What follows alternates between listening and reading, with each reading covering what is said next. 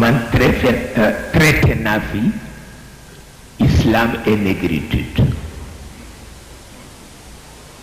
bi ma koy traité jël nañu contact ak benn mufti ci turu état du Sénégal te Senghor yëgu ko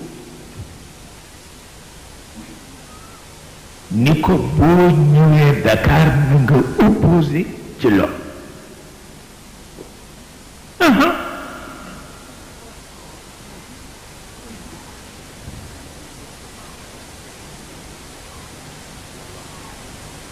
bi may dem assemblée pour traiter ko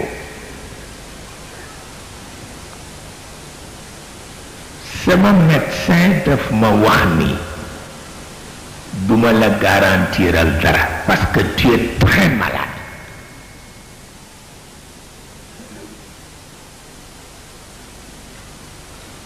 ni ma ndax danga am paludisme boo xam ni moom la ñu tuddee accès pernicieux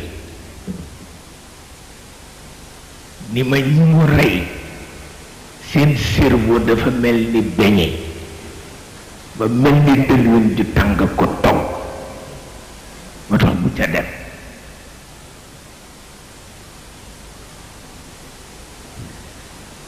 mais bu ma bàyyee keneen mu traité ko rek adduna tukki ma ni ko damay dem ba ma demee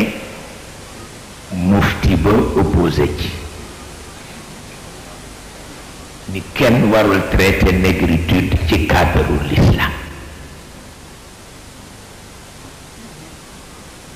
mu di ma fàttali conflit Ghazali ak Ibn Rushd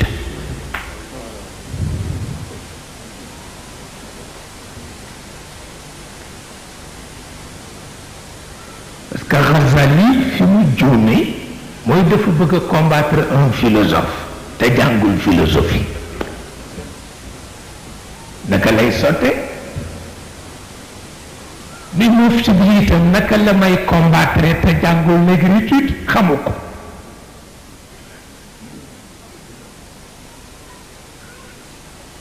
yooyu daf fi am te kat ay nit a ko liggéey ci turu état du Sénégal mën naa la wax ni diw la waaw ñu tooyal mbuusam bu baax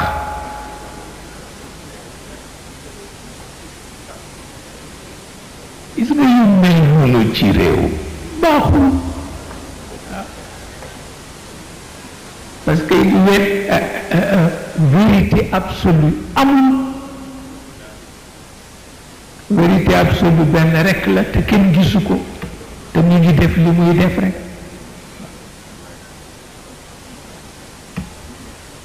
kenn gisu ko te mi ngi def li muy def rekk waaw